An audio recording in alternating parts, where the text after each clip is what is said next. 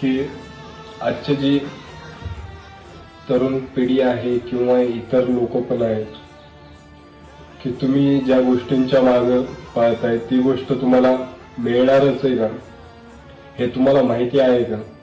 की तुम्ही तुमच्या ध्येयापर्यंत जाऊस तर तुम्ही राहणार आहेत का हा तुम्हाला माहिती आहे का? तर माझं म्हणणं एवढंच आहे की तुम्ही तुमच्या ध्येयापर्यंत जाताना आनंद घेत जा, जगत जा. काही काही माणसांचं मी बोलताना ऐकलेलं आहे की आम्ही पैसा खूप कमवला पण जगणंच राहून गेलं. तर असा प्रसंग पुन्हा आपल्या आयुष्यात कधी येऊ नये ह्यासाठी मला एकच सांगायचे, पैसे कमवा, तथा पैशावरी तुम्हाला घेऊन जाता येणार नाहीत. अन्य इतर तुम्हाला काही गरजा भागवण्यासाठी त्या पैशाची गरज लागणार, परंतु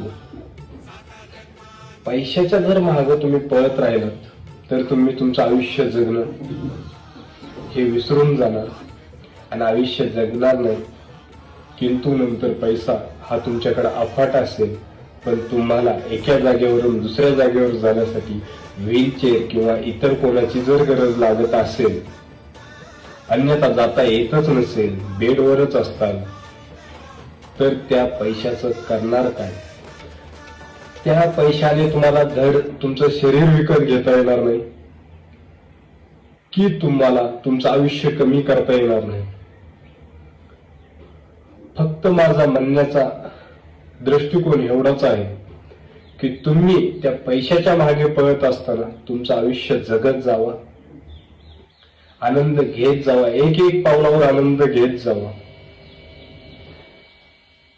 आपलं आयुष्य ही डोळ्याच्या पापणीप्रमाणे आहे की पापणी लावल्यानंतर उघडेल का नाही हे माहित नाही.